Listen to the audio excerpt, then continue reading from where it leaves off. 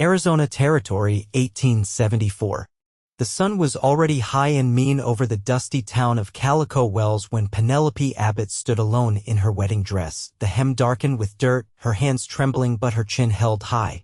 The church doors slammed behind her. Murmurs rippled through the gathering crowd. She heard the words they did not bother to whisper: unfit, cursed, bad luck. Her groom had ridden off not an hour before, leaving nothing but dust and shame in his wake. No letter. No explanation. Penelope gripped the wildflowers she had picked herself, the petals wilting in her hand. She would not cry here, not in front of them. Her father had warned her she was too wild, too stubborn, not soft enough for a husband. Maybe he had been right. The sheriff cleared his throat and stepped closer, his hat pressed against his chest. Penelope, you best head on now. Folks are uneasy. She nodded stiffly. Alone, she walked the length of Main Street, her boots scuffing the packed dirt. She passed the general store, the saloon, the blacksmith. Every door seemed to shut as she neared. The world she had known all her life was now sealed against her. She kept walking out past the last rickety fence, past the dry creek bed, until the town was a smear behind her. The desert stretched wide and empty ahead. She did not know where she was going. Only that she was not going back. The sun burned her shoulders through the lace of her dress. She tore off the veil and let it flutter away on the wind. Her throat was dry, her feet aching. By late afternoon, she dropped to her knees beside a cracked mesquite tree, her breath coming in shallow gasps. That was when she heard the hoofbeats. She pushed herself up, heart pounding. Riders. Apache, from the looks of them 3 men, dark-haired and sharp-eyed, moving with the easy grace of men who belonged to this land. She had heard the stories, half-whispered warnings in town. Fearsome warriors, dangerous and wild. But the man who led them did not look cruel. His face was steady, proud, his eyes dark and thoughtful as they swept over her. He wore a simple shirt and trousers, a rifle slung across his back, his long black hair tied back. He reined in his horse a few paces away and dismounted in one fluid motion. The others stayed back, watchful. Penelope staggered to her feet, fists clenched at her sides. I do not want trouble. The man tilted his head, studying her. His voice, when he spoke, was calm and deep. You are alone. She swallowed hard. Yes. He glanced at her torn dress, her scraped hands, the dust on her face. Something flickered in his eyes, something that was not pity. Recognition, maybe. Understanding. My name is Elan Ashwood, he said. You are far from safety. I have nowhere to go, she said, her voice cracking. Elan looked at his men, then back at her. Come. She hesitated. The desert stretched endless and deadly behind her. The town was not an option. She had nothing, no home, no family willing to claim her. But still, she hesitated. Trust was a dangerous thing. Elan saw it. He stepped closer, slow and careful, as if approaching a wounded animal. He held out his hand. You are strong, he said simply. I see it. Penelope stared at his hand. His skin was sun-browned, his fingers calloused. A man's hand used to work, to hardship.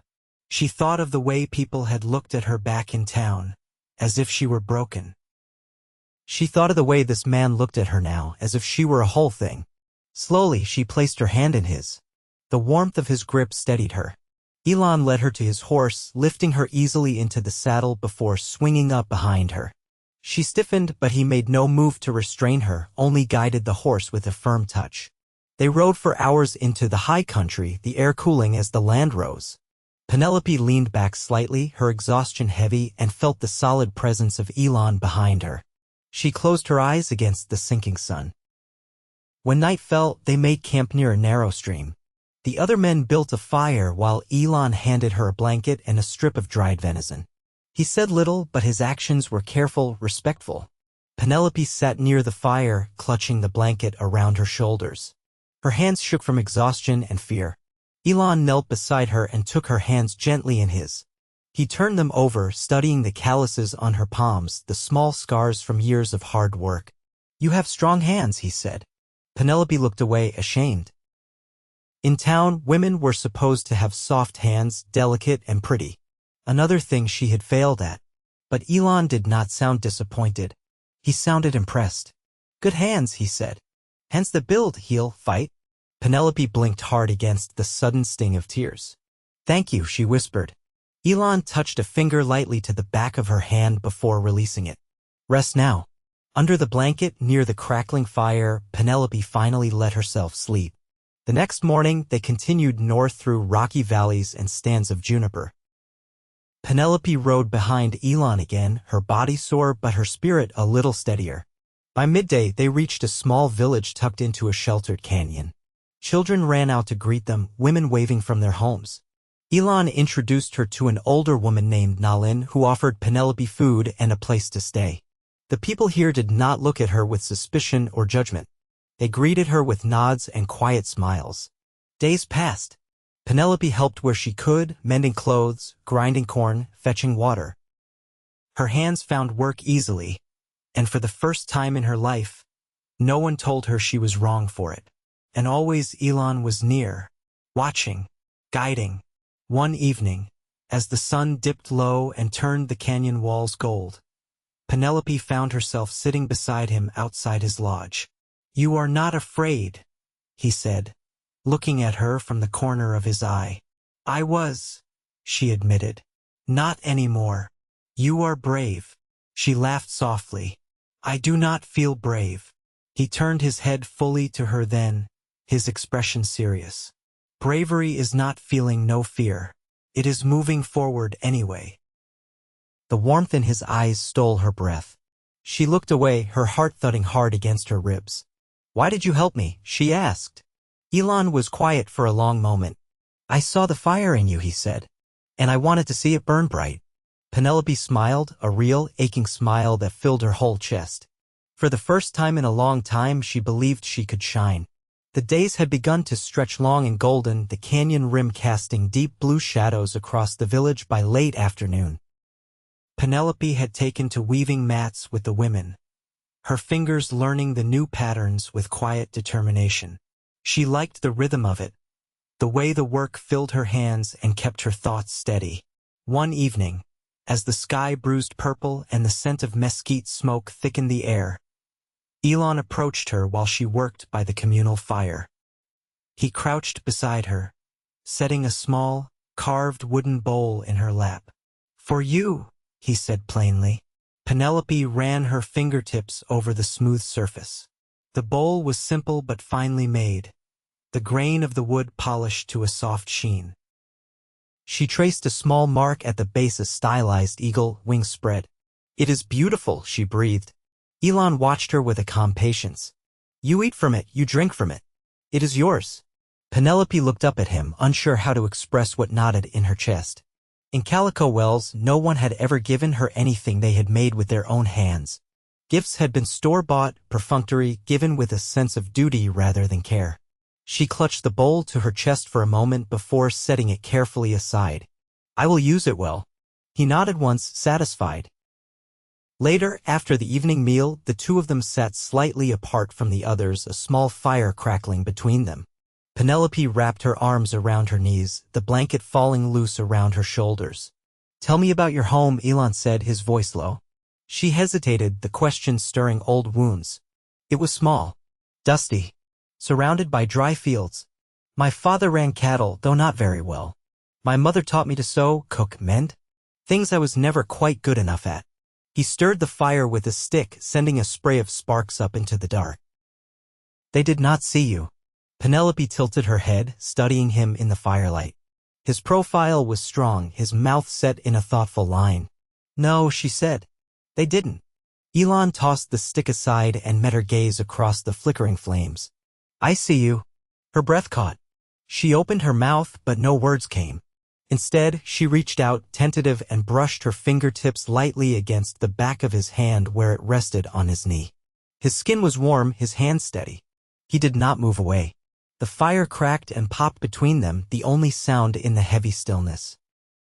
After a long time, Elan spoke again. Tomorrow, I will take you to the high ridge. You should see the land. Penelope nodded, her throat too tight to speak. At dawn, they set out on foot, climbing narrow trails that wound through stands of pinyon pine and sharp rocks. Elan carried a water skin and a bundle of dried meat, his movements sure and unhurried. Penelope followed, her skirts gathered in one hand to keep from snagging on the thorny brush. The climb was steep, but she did not complain. Sweat slicked her back and dust clung to her boots, but she matched Elan's pace without faltering. At the top, the world opened wide. The land rolled out in endless shades of red and gold, broken only by distant mesas and the silver thread of a river far below. The sky arched overhead, vast and unbroken. Penelope stood at the edge, breathing hard, her heart hammering not from the climb but from the sheer, aching beauty of it. Elan came to stand beside her, his shoulder brushing hers. "This is home," he said. She turned to look at him. The wind tugged at his hair, the sun carving deep lines of strength into his face. "It's the most beautiful thing I've ever seen," she said, her voice barely above a whisper. He looked at her then, a long, searching look that seemed to reach inside her and find every hollow place left behind by disappointment and loneliness. Without thinking, Penelope reached out and took his hand. He did not flinch. His fingers closed around hers with a quiet certainty. They stood together at the edge of the world, the wind wrapping around them like an unseen promise. Penelope knew, in a way deeper than words, that she had crossed a border she would never return from. Not just the desert or the town or the life she had left behind, but the place inside her that had once believed she was unworthy of being seen, of being chosen. Elan squeezed her hand once, firm and sure. "Come," he said. And together they began the descent back into the life they were building, step by careful step. The days grew cooler as summer edged toward fall. Penelope rose with the sun, helping to gather seeds and dry fruits for the coming cold months. She moved with a steadiness that surprised even herself, her hands growing quicker, her body stronger. The ache of that abandoned church seemed far away now, like a bad dream faded by morning light. One afternoon, Elan found her near the riverbank, stacking stones to shore up the edge where the rains would soon rise. His shadow fell across the rocks, and she looked up, brushing dust from her skirt. "You work hard," he said. She shrugged, smiling faintly. "Feels good to be needed." He crouched beside her, choosing a stone and setting it carefully atop the others. For a while, they worked in silence, the river murmuring beside them. After a time, Elan spoke again. "We will travel soon. North, to trade before winter." Penelope paused, wiping her hands on her apron. "Will I come with you?" "If you wish." She weighed the offer carefully. In Calico Wells, a woman's place was behind walls, unseen. No one had ever asked her to choose her own path before. "I would like to go," she said. Elan nodded once, approval clear in the small lift of his brow. That night, Nalin gave Penelope a bundle of cured hides to prepare for the journey. She sat by the fire, scraping and folding them under the wide, star-filled sky. Elan joined her, carrying a small pot of wild honey. He handed it to her without a word. She dipped her finger in, tasting the sweetness, and laughed softly. "I thought you were serious all the time," she teased. Elan's eyes crinkled at the corners, a rare softness loosening his features. "Even serious men like sweet things." Penelope leaned back, feeling the fire's warmth on her face. "You surprise me. You surprise yourself," he said. She thought about that, staring into the flames. "Maybe I do." 2 mornings later, they set out with a small group of traders, mules laden with woven goods, dried meat, and pottery. Penelope rode alongside Elan, her own mount a sturdy paint mare loaned to her by the village. The trail north wound through narrow passes and open plains. They camped under the open sky, sharing simple meals and swapping stories in low voices around the fire. Penelope listened more than she spoke, learning the cadences of Elan's people, the way their humor danced beneath their solemnity. One evening after the others had drifted to sleep, Penelope and Elan lingered awake, the embers casting long shadows. She turned toward him, her voice low. "Do you miss it? The way things were before?" Elan poked at the coals with a stick, thinking. "Some things. Not all. What do you miss?" He considered. "The freedom. Before soldiers came. Before promises were broken." Penelope tucked her knees up, wrapping her arms around them. "I know about broken promises." Elan's gaze found hers in the dim light. "But you are still here." "So are you," she said. The quiet between them stretched long and full. When they reached the trading post, a rough-hewn cluster of buildings nestled in a wide valley, Penelope marveled at the bustle. Traders from distant places bartered pelts for rifles, beads for flour. She stayed close to Elan, watching, learning. At one stall, a thin woman with sharp eyes offered Penelope a bolt of blue calico. Penelope ran her fingers over the fabric, the color rich and deep. Elan leaned close, his voice a low rumble. "It would suit you." Penelope glanced up at him, startled by the sudden heat in her chest. She looked back at the cloth and nodded. Later, after the deals were made and the sun dipped low, Elan handed her a small bundle wrapped in soft leather. "For you," he said simply. Inside, she found the blue calico neatly folded. Her throat tightened. "You didn't have to." "I wanted to." She pressed the fabric to her chest, unable to find words. They camped a short distance from the post that night, the air sharp with the smell of pine. Penelope sewed by firelight, her stitches neat and sure. She was shaping something new, something of her own choosing. Elan sat nearby, sharpening a knife against a stone, his movements steady and unhurried. After a long while, Penelope set her sewing aside and drew a slow breath. "Elan," she said, her voice steady, "when we return, I would like to stay." He set the knife down carefully and turned toward her. "With you," she finished. The firelight danced in his eyes. He stood and crossed the small space between them, kneeling so they were face to face. "You are already part of us," he said quietly. "You are part of me." Penelope reached out, resting her hand over his heart. "And you are part of me," she whispered. Elan covered her hand with his own, his touch firm and sure. Around them, the night stretched wide and silent, the stars wheeling overhead. Together, they built a fire that would not be extinguished, a life forged from ashes and new beginnings. The journey back to the canyon was slower, the mules laden heavier with trade goods. Frost brushed the tall grasses in the early mornings, and the air grew thinner, crisper. Penelope wrapped herself in a thick woven shawl gifted by one of the traders, the weight of it grounding her as they rode. By late afternoon on the fourth day, the familiar walls of the canyon rose around them. Children ran to meet the caravan, their laughter echoing off the stone. Penelope dismounted stiffly, her legs sore from the days in the saddle, but her face lifted to the sun, a quiet joy blooming in her chest. As supplies were unpacked, Elan caught her hand and guided her away from the bustle toward a narrow path cut between the rocks. The ground sloped gently upward, and though she was tired, Penelope followed without question. At the top, the land opened into a small clearing ringed with cottonwoods, their leaves trembling gold in the breeze. A spring bubbled clear from the rocks, feeding a pool that mirrored the sky. Elan stopped at the edge and turned to her, the setting sun lighting his face in warm golds and reds.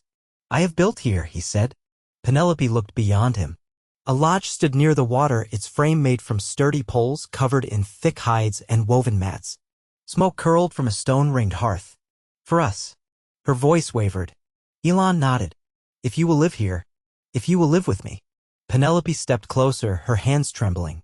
"I have nowhere else I wish to be." He reached out, cupping her face in his calloused palm. The touch was careful, reverent, as if she were something precious he had waited his whole life to find. "I will be good to you," he said. "I know," she whispered. They stood together, the wind threading around them, carrying the scent of pine and earth. Penelope leaned into his touch, feeling the steadiness of him, the surety. Inside the lodge, the space was simple but welcoming. A thick bed of furs and woven blankets filled one corner. A low table, carved from juniper wood, stood near the hearth. Hanging from the rafters were bundles of dried herbs, the air rich with their scent. Elan knelt by the fire and coaxed it higher, the flames throwing soft light across the walls. Penelope set down her bundle and ran her fingers lightly over the table's smooth surface, her heart full almost to breaking. Elan straightened and reached for her hand, drawing her gently to the center of the lodge. "I will ask you only once," he said. "Will you be my wife?" Penelope met his gaze, steady and unflinching. "Yes," she said, her voice a vow. He lifted her hand to his lips, pressing a kiss to her knuckles. The fire crackled, and outside, the cottonwoods whispered their approval. That night, they shared the first meal cooked in their home. Penelope stirred a pot of stew while Elan carved slices from a haunch of venison. They ate cross-legged by the fire, passing the wooden bowl he had made for her back and forth, sharing without hesitation. Afterward, Penelope rose and crossed to the bed of furs, sinking down into their softness. She watched Elan as he banked the fire, his movements sure and unhurried. He joined her, settling beside her with a reverence that made her throat ache. He touched her hair first, letting the strands slip through his fingers as if memorizing the feel of her. "You are not what they said you were," he murmured. "I know that now," she said. He brushed his lips against her forehead, feather light, then rested his forehead against hers. "You are mine," he said. "And you are mine," she answered.